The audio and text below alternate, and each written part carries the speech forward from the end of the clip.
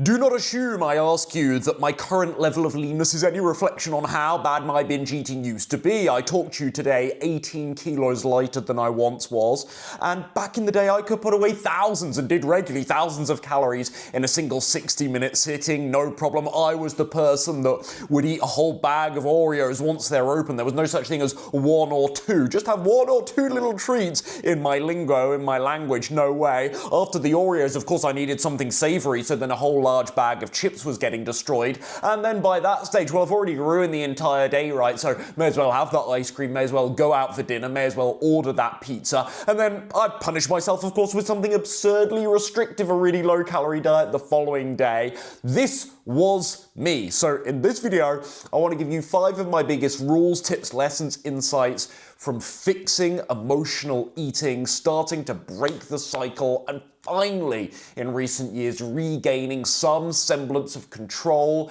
and calm and a far healthier relationship with food. The first thing that helped me start genuinely breaking this cycle is realizing that the food was the coping mechanism. It wasn't in itself the problem. Don't get me wrong, the hyper-palatable junk food we now have access to certainly doesn't help with this, but for me it was the deep association between feelings and food that was actually the culprit rather than the food itself. Basically, at the root of it, certain emotions were so uncomfortable for me to reconcile, to deal with, to then transition to a more positive, productive emotional state, that rather than just sit there and face them and take them on the chin, of course I wanted to use food to soothe, to stuff, to numb, to distract, to avoid. And for me, I did use distress eat, which is the common emotional eating trigger that a lot of people struggle with, but actually predominantly when I gained weight rapidly, or more rapidly in my university years, it was boredom for me. I couldn't deal with boredom, seemingly at the time, and I was using food as the escape. And of course, once you've done that a few times, you attach the feeling, boredom, to the habit, eating, and through association, every time you get bored, you think, oh, food is clearly the answer to that. My particular lesson here is that your attention should not necessarily be on, why am I an addict for X particular food? No, instead, is the culprit here my inability to reconcile and easily transition out of certain uncomfortable emotional states, and I have attached food to that discomfort because it's hard to deal with those uncomfortable thoughts. What I'm implying / outright saying here, to be honest, is that the food is not to be blamed. Because this is what people do. I'm a chocoholic. I can't live without my glass of wine. I love my cheese and chips and bread on a Friday night. We make food part of the blame game to alleviate guilt and responsibility, but instead, I argue, the focus should be shifted onto, no, it's my use of the food. It was looking at my use of the Oreos as the boredom cure. That was where I could start seeing into my behavior a little bit more and recognizing my triggers. It's the habit attachment to the emotion that is the thing that actually needs confronting, because junk food's always going to exist, right? The food that you use as the vehicle for the soothing, for the coping mechanism will always exist. We need to acknowledge, no, it's my inappropriate use of it that needs tackling. The second thing that really helped me break through with this one was big for me, is understanding that one binge doesn't actually ruin my progress as much as the psychological spiral I would find myself in after it. 1, 2, or 3,000 calorie binging session, people are quite surprised by this. It doesn't actually result in that much fat gain because of the checks and balances your body has in place when you spend one day, let's say, slightly over your calorie maintenance. It's not that bad. But that crack in the dam, that slight loss of confidence and self-trust in your discipline around food, your feeling of control. And then, of course, subsequently for me, it was I wake up the next day and then I punish with something really restrictive that only makes me want to binge even harder again on the back end.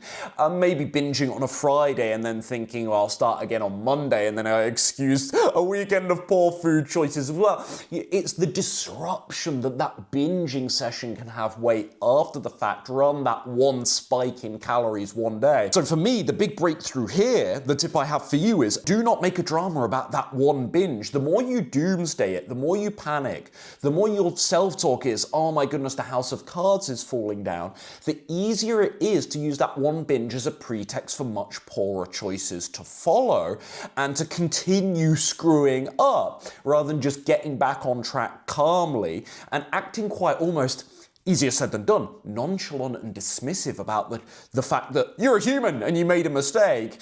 But that is no reason for drama and alarm bells. You've got this back on track. The third thing that helped me with emotional eating is realizing that no soothing tool, no healthy soothing tool to prevent the binge comes close to the effectiveness as just being able to reconcile the fact that I'm having a crap day and that's fine and take it on the chin. Now, there are lots of healthy soothing tools that are referenced in the literature on binge eating, such as, and I agree with all of these things actually, I think each of these things have merit. Going for a walk, light exercise can be wonderful. That's one I use personally. Meditation, breath work.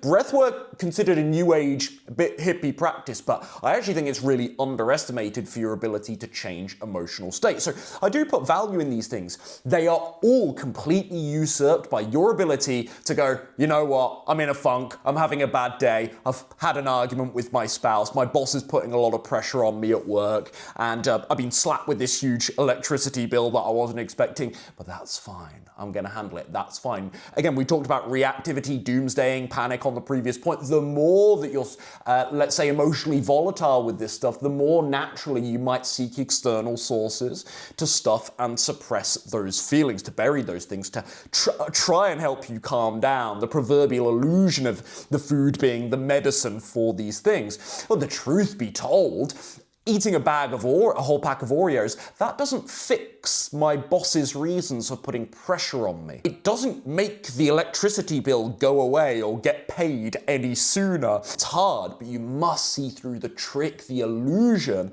that the food is actually a medicine, is actually an answer to these things. Your ability to just go, X, Y, Z is happening to me, that's okay, I make my peace with it. It's a superpower. Number 4, yeah, definitely learned this one the hard way. Harsh restriction and undereating will massively worsen binge eating. In fact, some people only start binge eating when they're actively trying to lose weight, which I think is very revealing. Why? Simply, there's an incredibly tricky balance to strike on a weight loss journey between intentionally cutting or at least significantly reducing consumption of certain foods to put you in that necessary deficit of calories so that you actually lose weight, not doing so though to the extent that it is psychologically and or physiologically only increasing the risk of overeating. This is immeasurably challenging, and of course the elephant in the room with all of this is there is a really big difference and distinction between physically over-restricting and under-eating, biologically, let's say, and the mental story of being restricted. And fear of missing out, they're not all necessarily the same thing. If I'm being my most scathing and skeptical self, I actually think a lot of people are very quick to diagnose any feelings of sacrifice or sadness around dietary changes that might be really beneficial to them as, oh my goodness, I'm being restrictive, that's really bad, that's a bad thing. Tread carefully there, young Padawan. In other words, this is a messy, delicate subject, but I want to give you something actionable to work with here. So one point, at least I wish to offer you, is this. You will almost certainly not solve binge eating by going into an even deeper calorie deficit. It's very, very unlikely that any skipped meals or compensatory calories that you try and burn through exercise, anything like that you do as a response to those bad binge eating sessions, is very unlikely that that's going to help. In fact, it will largely result in the other outcome, which is increased frequency and severity of binging. That's because not only are you encouraging the extreme yo-yo, high calorie, low calorie psychological state, but then you're adding genuine physical hunger into the mix. So calorie deficits are hard enough anyway. You do it even more forcefully with these compensatory strategies post-binge, ironically makes you more likely to binge again in many cases. And lastly, number 5, I won't sugarcoat. This isn't easy, but this is a rule that actually might be one of the most fruitful on this list when you can master it. It's truly imperative that you stop any self-talk around, I'm a binge eater, I have no control with food. Like I said earlier on, I'm a chocoholic. Far be it for me to do too much new age, slightly cliche, you are your thoughts, your words manifest speeches here. Frankly, it's not really my usual style, but I genuinely never thought I could have a pack of Oreos in the cupboard and not touch them. Now I can actually see that thought was part of the problem as well. Historically, obviously the biggest reason I believed I was going to eat the Oreos is because I kept eating Oreos. Can't trick your brain on that. But the fact that I even acknowledge that, and I really believe that, and I put so much stock in it, that all adds fuel to the fire. The inevitability that if there's Oreos there, they're all going. So whilst it's kind of natural to see yourself as the binge eater, if you often binge eat, obviously, it certainly doesn't help. The belief that you're a binge eater, the belief that the Oreos will go, and that air of inevitability, it sets the tone, doesn't it? It makes it far more like, it certainly doesn't help stop it. Of course, it's impossible, and frankly, it would be utterly delusional to convince yourself as an emotional eater that you're strong around food all the time. I am controlled.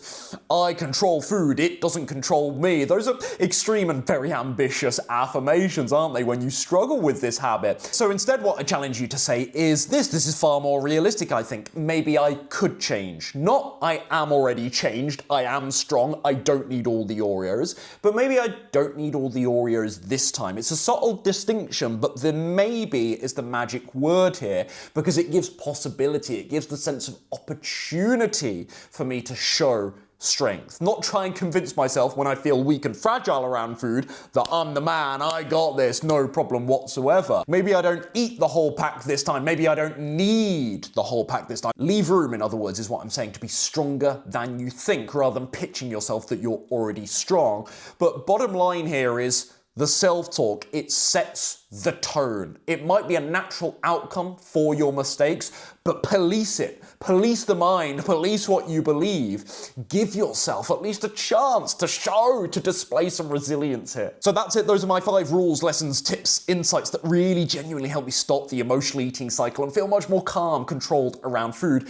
In fact, all of this is exactly why I always say diets don't really fix people, in my honest experience, because it goes so much deeper than the nutrition. Because what about the underlying behavior beneath all of it, right? If you are reward eating, if you are turning to food when you're stressed to escape the boredom like I was, if you've got that I'll start again Monday mentality, if you feel powerless around food, there's no self-trust, there's no confidence, if you constantly use food as the emotional escape, it doesn't matter how good your meal plan is on paper, it doesn't matter the healthy recipe cookbook that you've got, does it? I think the problem I've seen on social media making videos for the best part of a decade now is that people always want a new bloody diet, don't they? They want a new meal plan. Give me the meals, give me the nutrition hacks.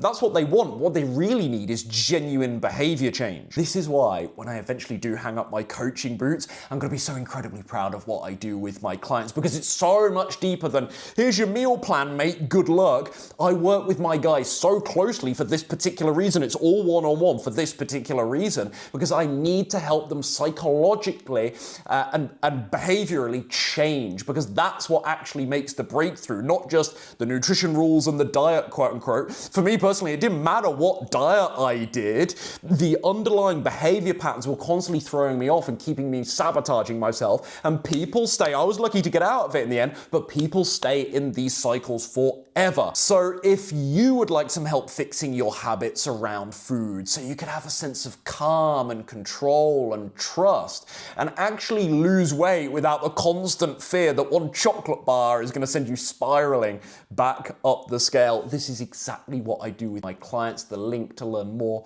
about my coaching will be down below in the description. Let me know any follow-up questions down in the comments below. See you in the next one.